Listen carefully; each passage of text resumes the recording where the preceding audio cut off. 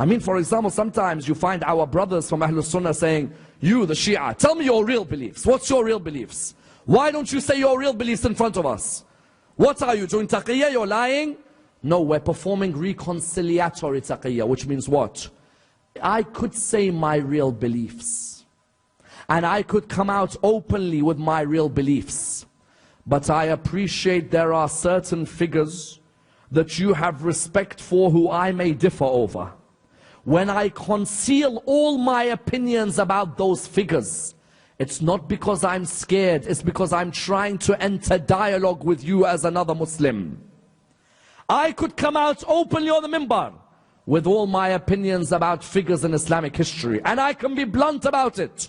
But reconciliatory taqiyyah dictates that I conceal some of my beliefs so that I slowly enter a dialogue with another Muslim so that I do not offend that Muslim. What do I mean? I mean, when we come to talk about other Muslims and their beliefs, our role shouldn't be to attack their beliefs.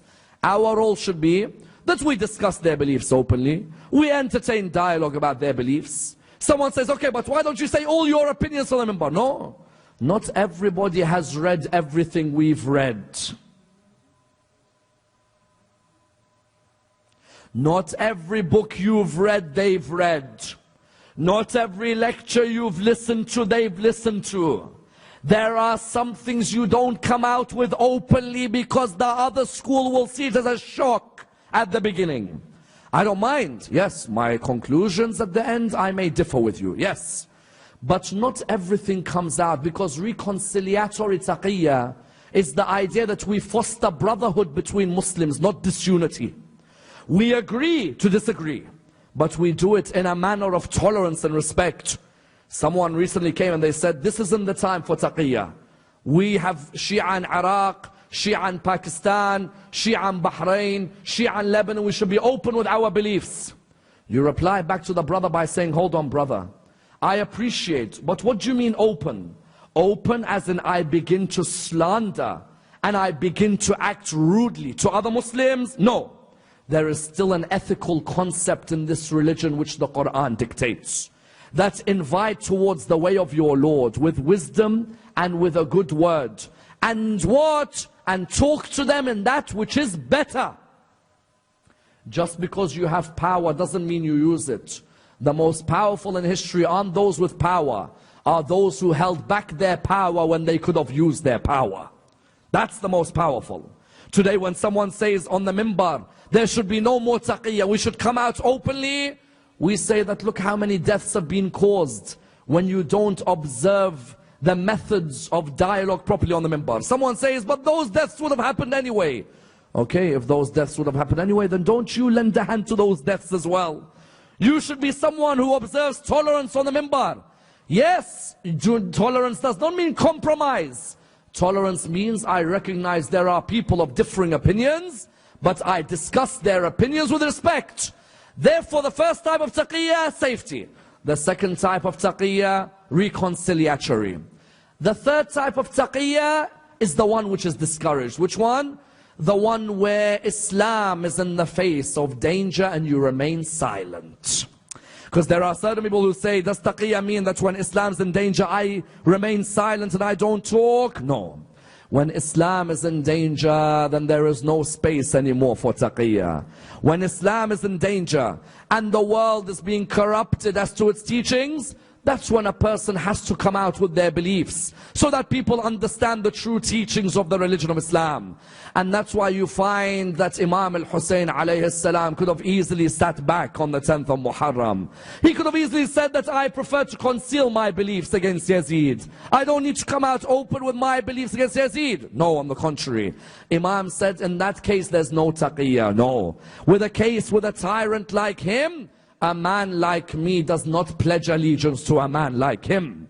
Never will I put myself in a state where I am humiliated by a man like him. Unless I come out openly and I talk about him, this religion will die, isn't it? Karbala, what did it highlight? It highlighted taqiyyah had a time and place. But when Islam is about to be destroyed and injustice is prevalent, a person cannot remain silent. When a person sees dhulm on this earth, they must speak.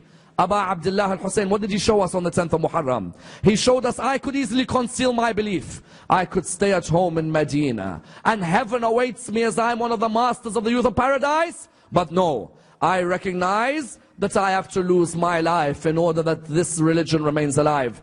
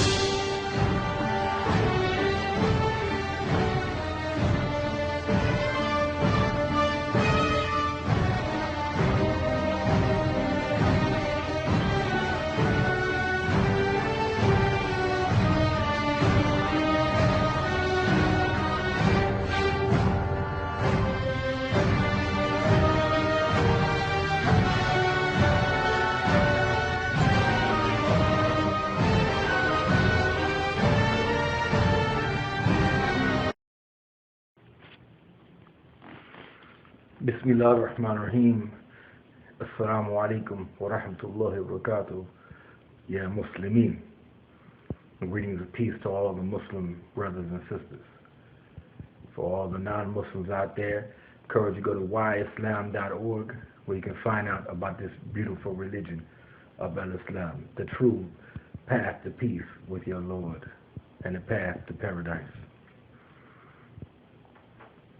I feel the need to make this video because since the expose I did on the bad behavior with the un-Islamic rappers somehow devolved into a Sunni Shia arguments online, and I've gotten various emails in regards to that, and it's been on my Facebook page and whatnot, because of course muta is halal with the Shia, and it's prohibited in Sunni Islam.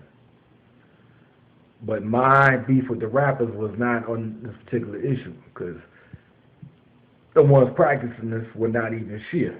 You know, they pray like Sunnis, they have the Aqidah of Sunnis, and in the whole Jafri Madhab, they pick one issue once they choose to be Shia. So we know this is disingenuous.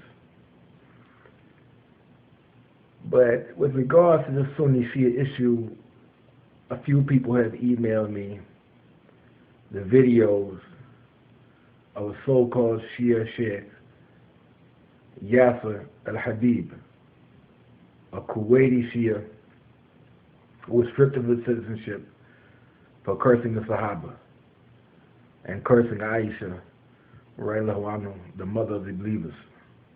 And he's now living in London. Now, London seems to take in all these lunatics, whether it was Omar Bakri Muhammad, etc., etc. All these nuts seem to find a way to London and live on the welfare system, etc., or live off the money from their supporters. Alhamdulillah, America doesn't give them a visa. Because if America did give so-called Sheikh Yassir Al-Habib a visa, he'd get his ass beat here.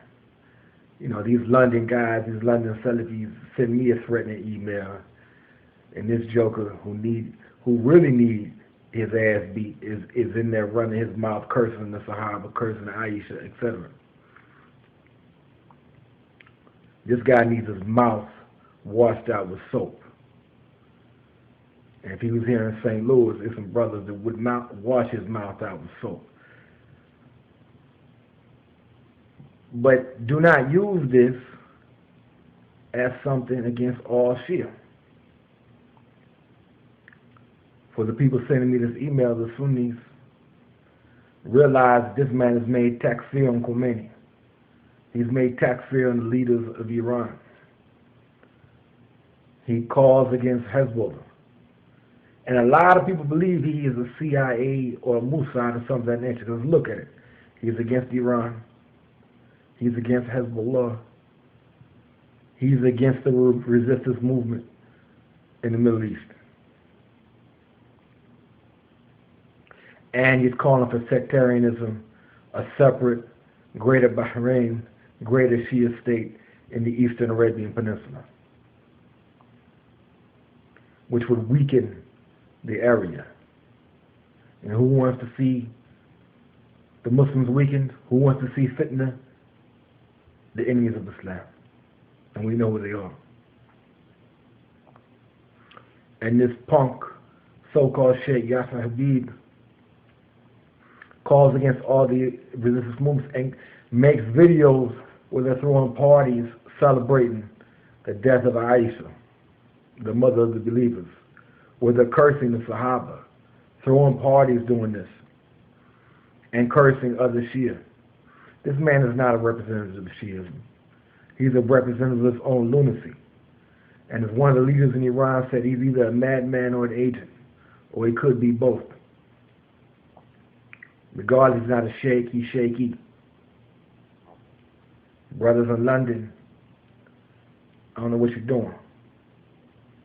Alhamdulillah, he's not here in St. Louis or in America. Now, with all this Shia hatred, let's just say this. I'm a Sunni. I believe what Sunnis believe. I do not subscribe to the Shia belief system. At the same time, they're Muslims. At the same time, many people make takfir of them and you shouldn't.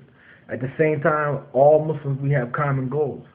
At the same time, ain't no Shia breaking into your house. Ain't no Shia stealing your car. Ain't no Shia occupying Palestine. Ain't no Shia occupying Chechnya. Ain't no Shia occupying Kashmir. So all this hatred towards Shia is a waste of time. All these lunatics in Pakistan murdering innocent Shia, murdering Shia babies, blowing up their mosque. You think that's Islam? That's craziness.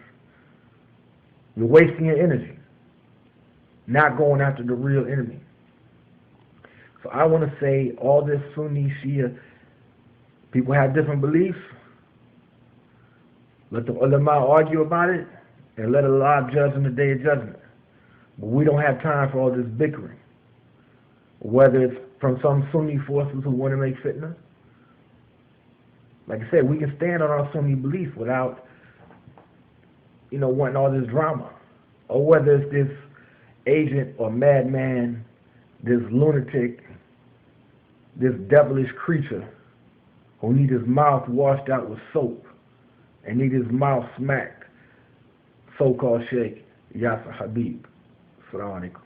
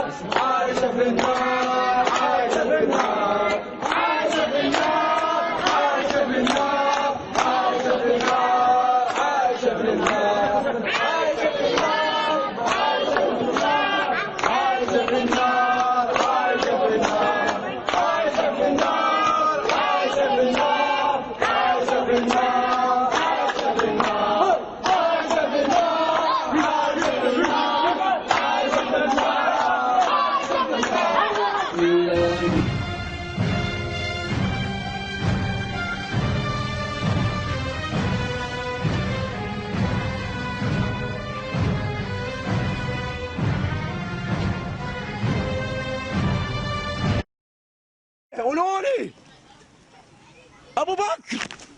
ابو بكر راجل مجرم، عمر هوموسيكشوال، عمر بن الخطاب هوموسيكشوال، ويجي حمار، يجي صاحب حكومه، يجي رئيس ولا امير، لا الوحده الوطنيه، يلعن ابو الوحده الوطنيه.